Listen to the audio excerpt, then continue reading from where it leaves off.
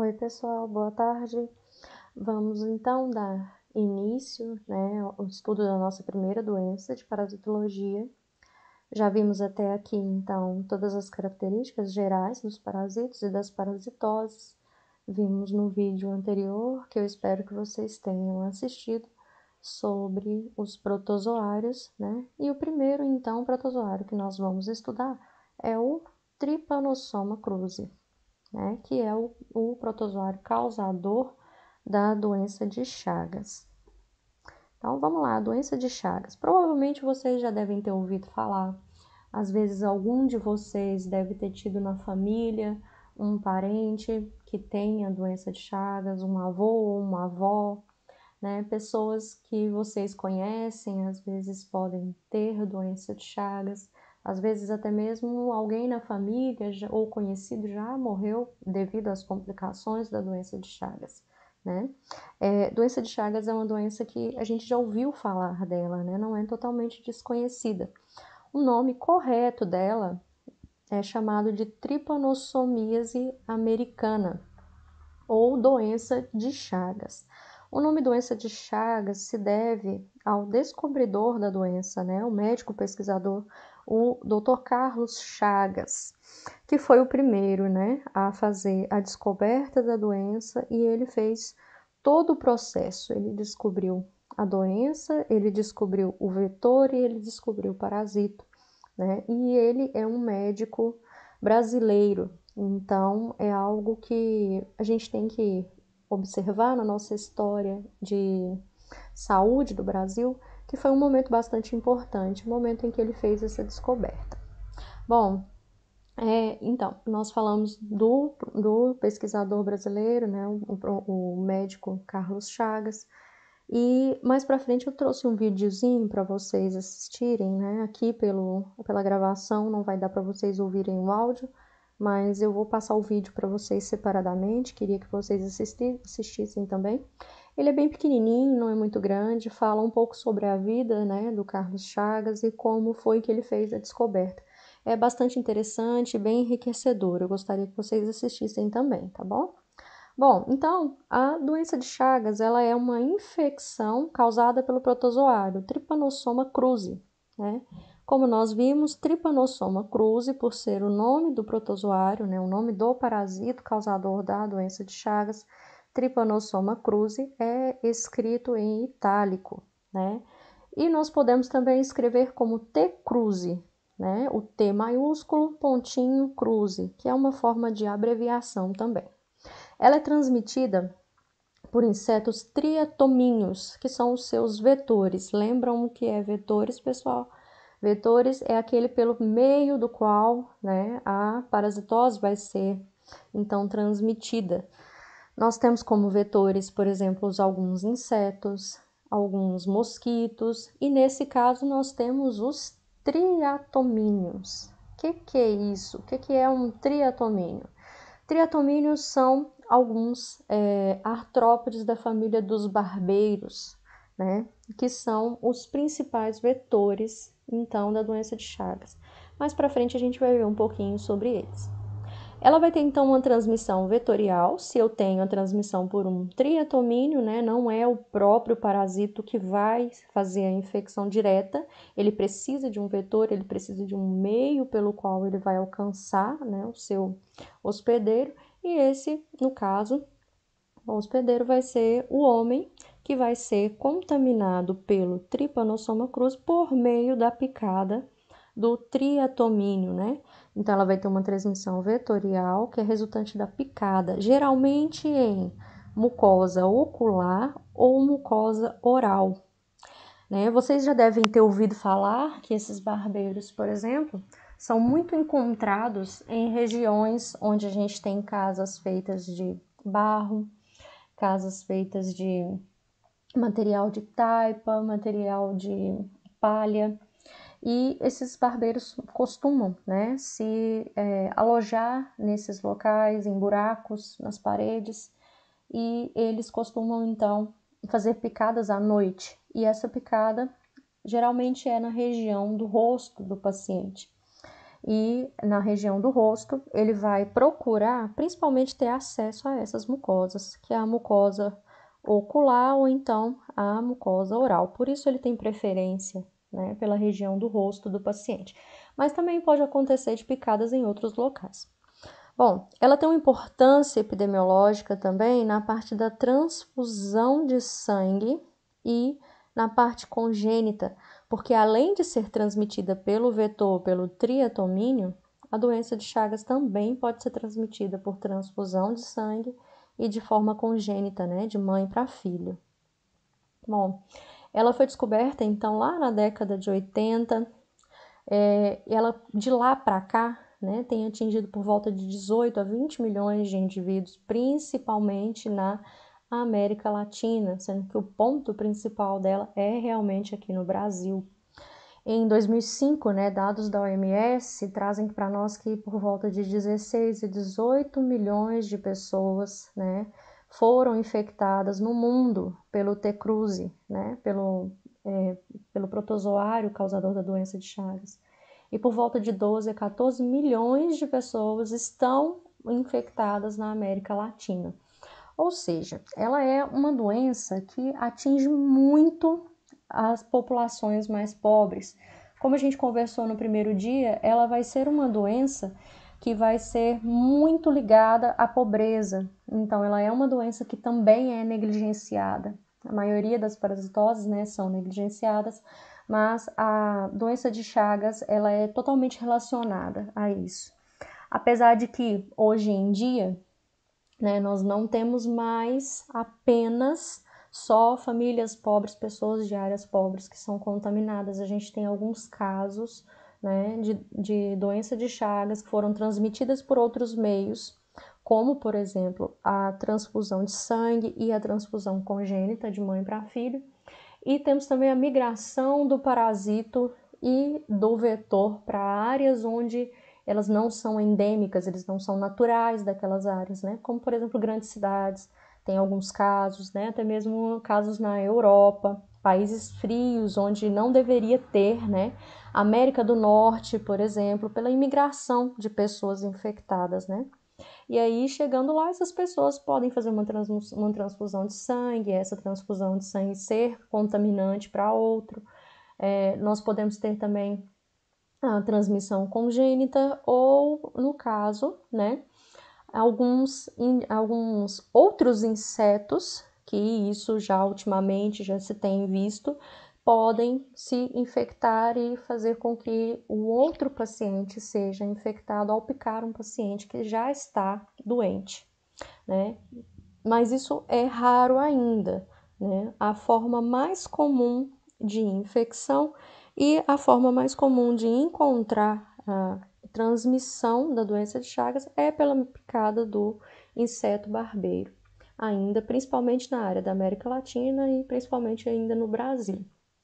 Bom, já tem mais de 100 anos que essa doença foi descoberta e ela ainda é importante e ela tem uma grande importância social. Não sei se vocês lembram da nossa primeira aula que a gente discutiu sobre a importância social das parasitoses, né? Justamente porque ela vai atingir as áreas mais baixas, né, da população, ela vai atingir as pessoas que têm menos condições sociais, menos acesso aos serviços de saúde, e isso faz com que ela tenha um impacto muito grande na área da saúde, justamente por atingir esse tipo de população.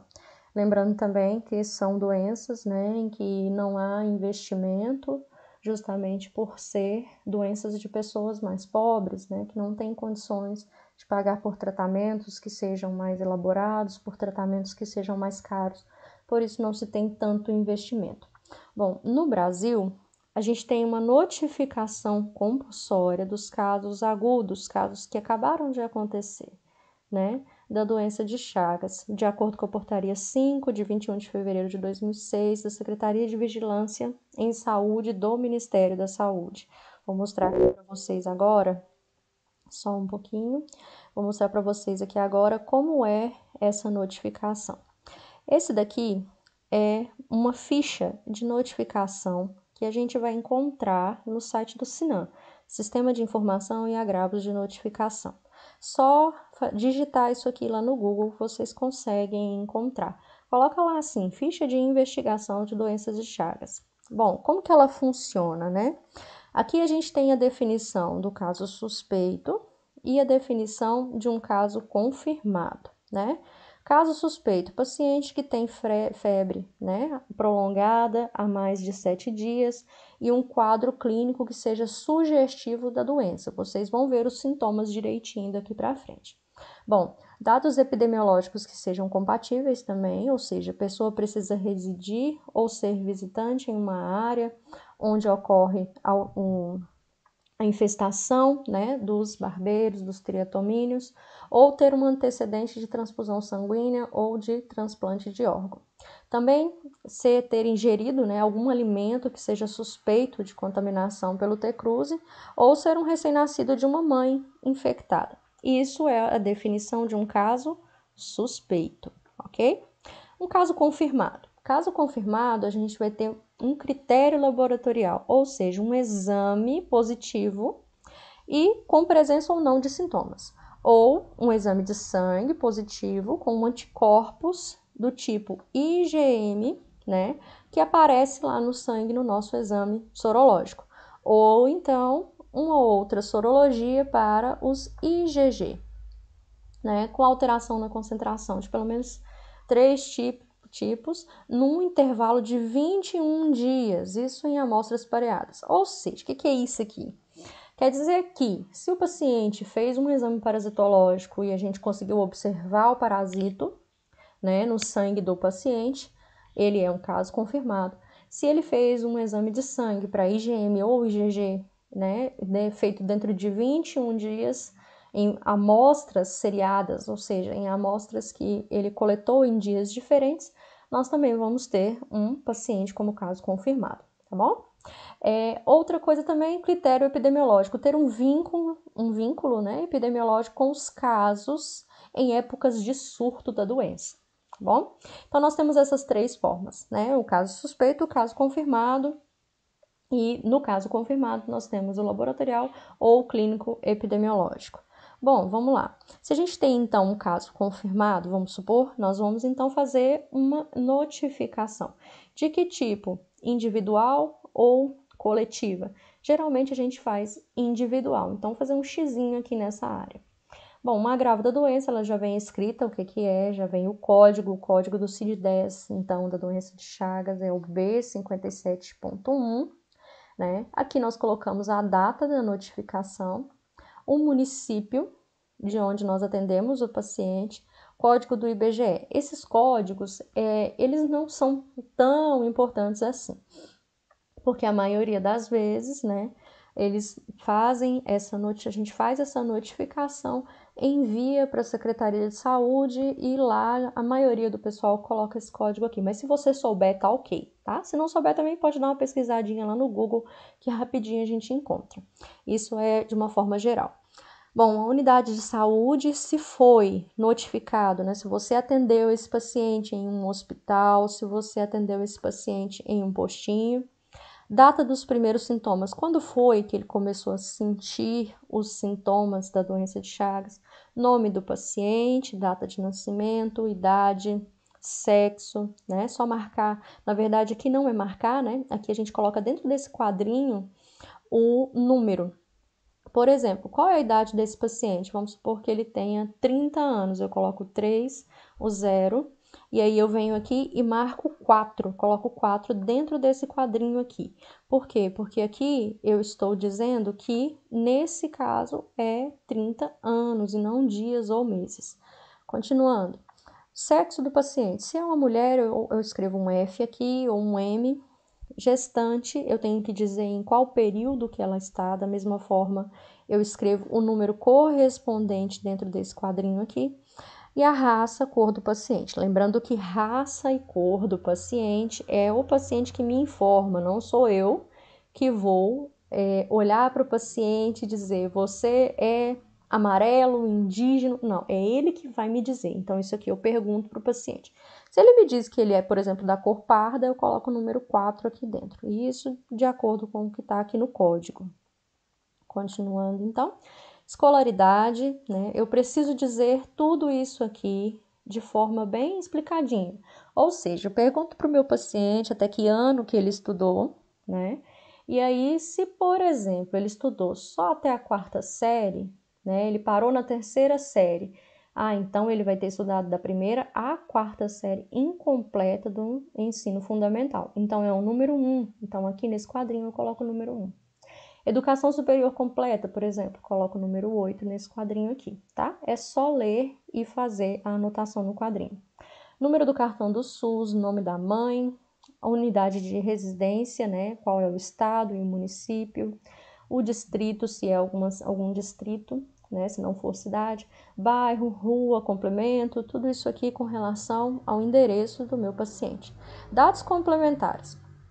Data da investigação é a data que eu estou fazendo o preenchimento, né? Ocupação, no caso aqui, né, do meu paciente, de que ele trabalha, né? E se ele teve alguma viagem para áreas infestadas, né, em até 120 dias antes do início dos sintomas. Então, a gente pergunta e escreve aqui.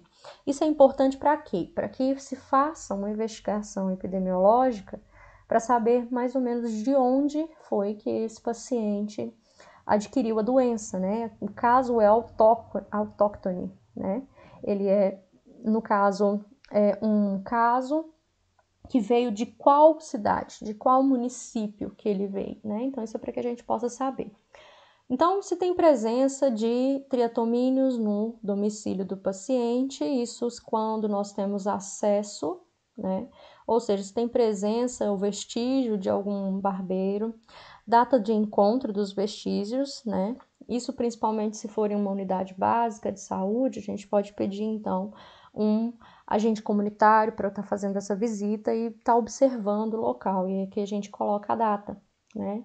Histórico, se ele teve algum tipo de transfusão sanguínea ou não, se ele teve controle sorológico, né, na hemoterapia, se ele fez essa transfusão e isso foi passado por um controle, se ele teve manipulação de algum material que tenha T-cruz, às vezes é um paciente que trabalha, por exemplo, em um laboratório, e nesse laboratório, por exemplo, ao manipular material que tenha sangue contaminado com o T-cruz, ele pode, então, ter se contaminado.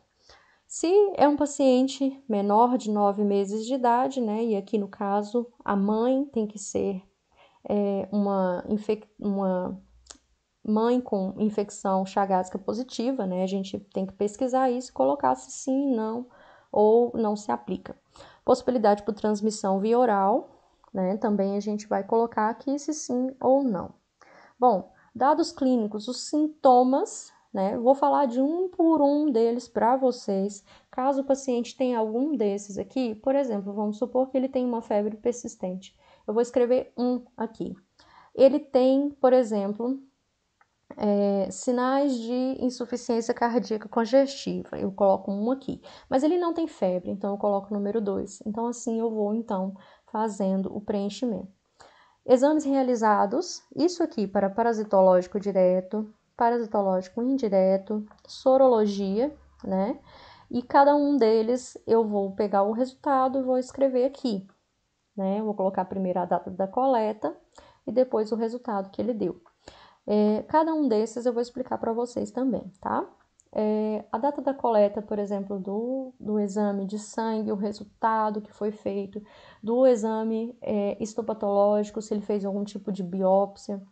E aqui, nesse espaço, a questão do tratamento.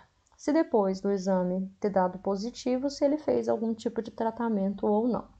Medidas que foram tomadas. Foi realizado algum tipo de controle desses insetos na casa desse paciente, foi realizada alguma fiscalização sanitária, normas de biossegurança no laboratório, se isso foi adotado ou não. Aí eu também coloco aqui. Bom, no final, uma conclusão, uma classificação final, se ele é um caso confirmado ou se ele é um caso descartado. Qual foi o critério que eu usei para confirmar ou descartar esse caso? Foi laboratorial, foi clínico epidemiológico ou foi só clínico pelos sintomas? E aí eu coloco aqui.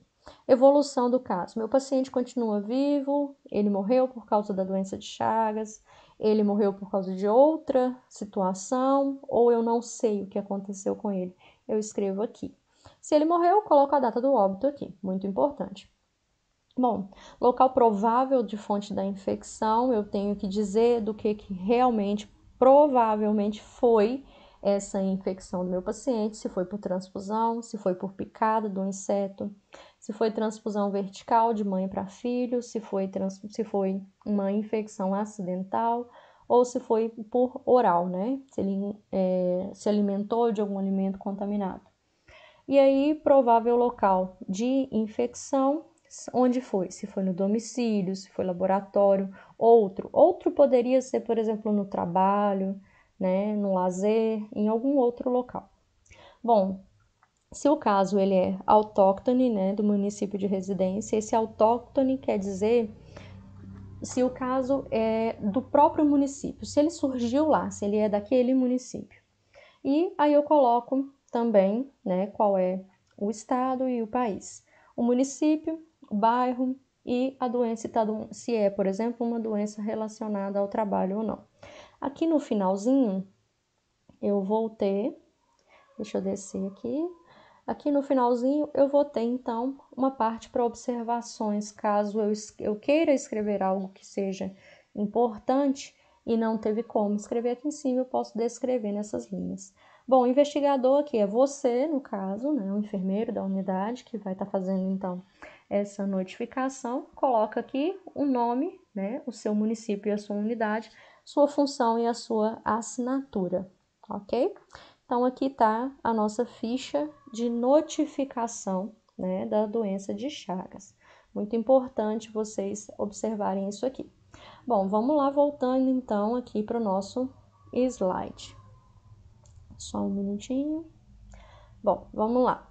Então, ela é de notificação compulsória, caso vocês conheçam algum caso, caso vocês tenham o contato com algum caso, né, na unidade onde vocês forem trabalhar, vocês agora já sabem fazer uma notificação, ok?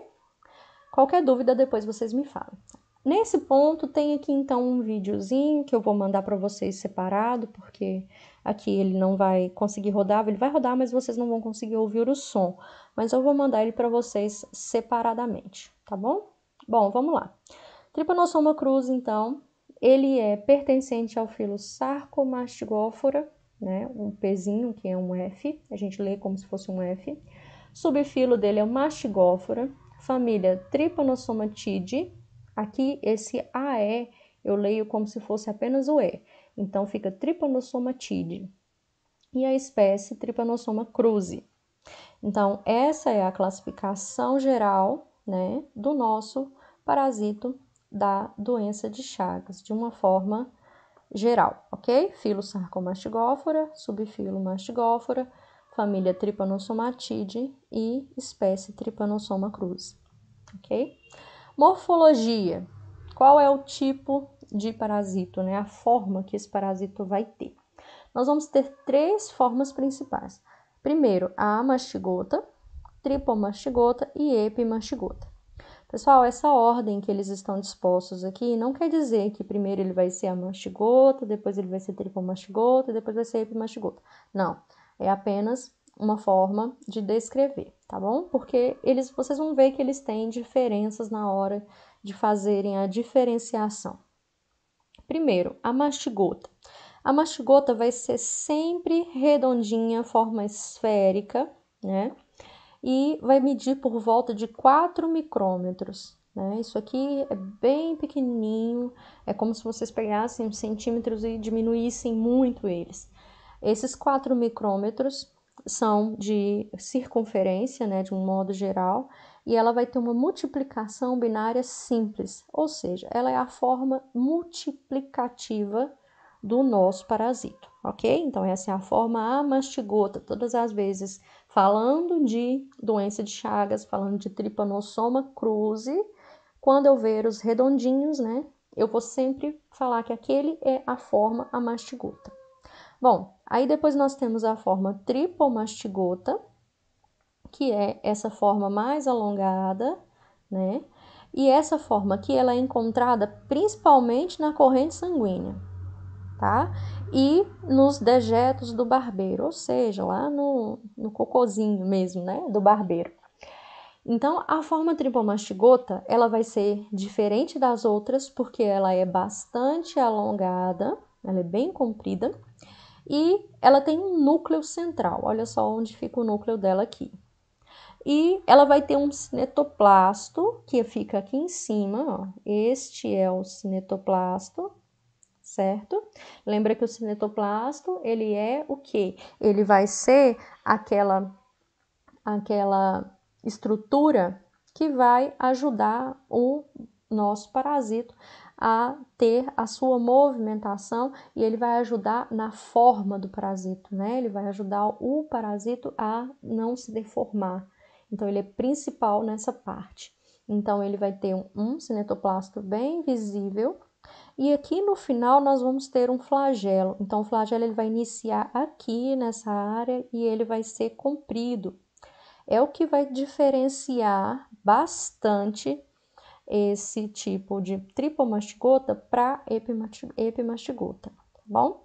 Mede por volta de 20 a 30 micrômetros, ou seja, é um pouco maior do que a mastigota.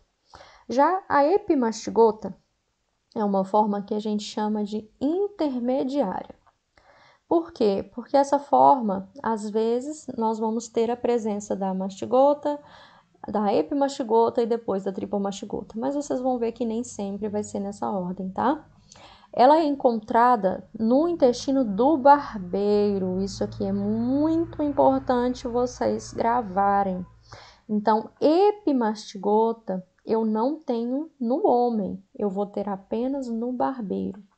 Ela tem um núcleo, né, que vai estar bem aqui na porção externa dela, e ela vai ter também um cinetoplasto que fica aqui por dentro, olha só, esse cinetoplasto dela é interno, não é externo como na tripomastigota. E vamos ter um flagelo, esse flagelo é bem pequeno, olha só a diferença do tamanho desse flagelo pro flagelo aqui da tripomastigota, certo?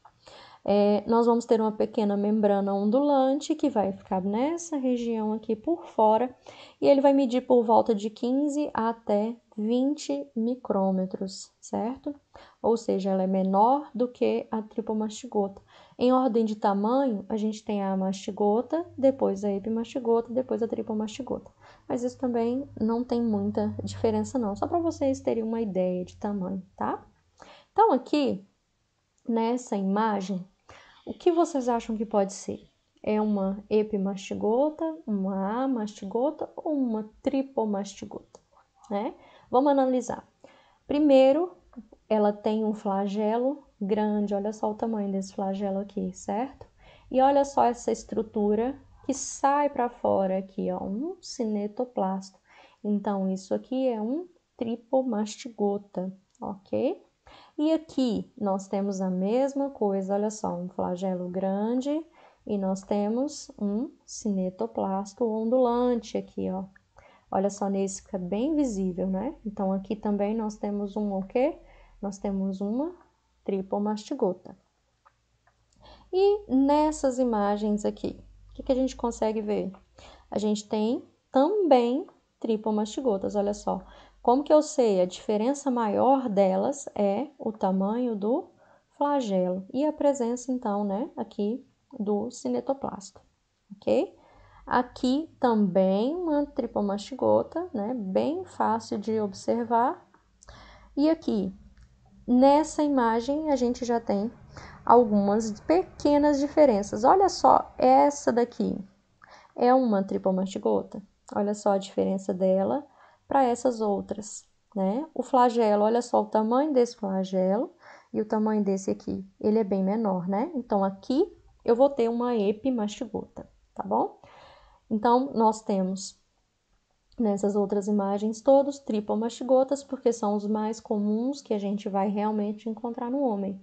e aqui, provavelmente, um sangue extraído de dentro de um triatomínio, né, de dentro de um barbeiro. E aí nós temos uma epimastigota, tá bom? Temos tripomastigota aqui também? Tem, essa daqui, essa daqui também. Todas são, menos essa daqui que é uma epimastigota, para vocês verem bem a diferença. Espero que tenha ficado claro. Qualquer dúvida já sabem, pode procurar. Bom, aqui também, né, nós vamos ter todas elas, olha só o tamanho dos flagelos, né? O que a gente tem que observar é os flagelos, olha só, todos são grandinhos. E aqui nós vamos ter o quê? Uma amastigota, certo? E essa mastigota, então, já está fazendo a sua multiplicação, a gente tem várias dentro delas, olha.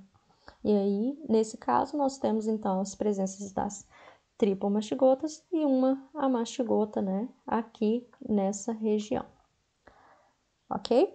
Bom, vamos falar um pouquinho do vetor. O tripanossoma, geralmente ele é transmitido, né, de um hospedeiro para outro por meio dos insetos. No caso do humano, o principal é um percevejo, né, que a gente costuma chamar de barbeiro, ou então, em algumas regiões, ele é chamado também de chupão. Esse barbeiro, né, ele pertence à espécie principalmente dos triatomas infestans, dos rhodinus prolixus e dos panstrongylus megistus. Esses nomes são complicados, né? Mas a pronúncia correta é essa: Triatoma infestans, Rhodinus prolixus e Panstrongylus megistus, ok? E a gente tem por volta de mais ou menos umas 300 espécies que podem transmitir o Trypanosoma cruzi. Não vou entrar em detalhes em todos eles, não, porque senão a gente fica até o final do semestre falando só sobre isso. Mas eu vou falar para vocês dos principais, tá bom? Que são esses três que a gente viu aqui. O infestans, o Triatoma infestans, né? O Panstrongylus e o Rhodinus, né? Que são os principais que a gente encontra no Brasil. E eles têm essa característica, provavelmente vocês já podem até mesmo ter visto esse tipo de barbeiro, né? Vamos falar um pouquinho mais sobre eles aqui agora. Eles têm por volta de 5 a 10 centímetros, né? Varia por volta desses 5 a 10 centímetros, chegando a ser um pouco mais, um pouco menos, dependendo da espécie. A gente tem por volta de 130 no Brasil. Na Bahia, nós temos 25 espécies registradas, né? Então, lá a gente tem uma grande variedade. Aqui no Brasil, eles têm uma média de vida que varia por volta de 6 meses a até 2 anos. E uma vez que ele se infecta, ele pode passar a vida inteira infectado. Isso aqui é interessante. O barbeiro em si, ele não cria um parasito. Ele vai se infectar ao picar um paciente, um homem ou algum animal que esteja infectado. E aí, uma vez que ele se infectar, depois de fazer essa picada numa pessoa infectada, ele vai ser infectante para o resto da vida e ele vai transmitir a doença, né, a vida inteira. E no Brasil, a gente costuma ter principalmente o Triatoma infestans, que é o principal vetor brasileiro, né, da doença. Geralmente, ele pica à noite, tá? E ele faz parte da classe, né, dos hematófagos, né, ou seja, parasitas, animais que precisam de sangue, então, para sobreviver. Aqui a gente tem algumas fotos um pouco mais realistas para vocês verem como são. E aqui a gente tem algumas espécies, só para vocês verem a variedade. Mas todos eles são da mesma forma, tá bom? Pessoal, eu vou parar nessa parte para que vocês possam, então, estudar um pouquinho mais sobre isso. Aqui na parte sobre o ciclo biológico, a gente vai ver numa próxima aula, para que vocês tenham, então, um período para vocês estudarem um pouquinho sobre isso, tá? Questão do ciclo biológico, a gente continua então num próximo vídeo e em uma próxima aula. Alguma dúvida? Só mandar para mim, coloca lá no nosso grupo, que agora a gente tem, né? E dê então a sua presença nessa aula para que eu possa fazer a chamada, tá bom? Não esquece de colocar nos comentários o nome completo de vocês, tá bom? É isso por hoje, muito obrigada, espero que vocês estudem, consigam entender. Semana que vem a gente continua então com o ciclo biológico, tá? E aí a gente vai até o final falando um pouco sobre tratamento, epidemiologia, profilaxia, e aí a gente termina então sobre doença de Chagas. E aí eu vou passar na semana que vem para vocês um exercício para vocês fazerem. De hoje é apenas para vocês estudarem, pegarem o material. Se tiverem alguma dúvida, para vocês enviarem para mim, para que a gente possa então sanar essas dúvidas e continuar com o conteúdo, tá bom? Obrigada e até mais.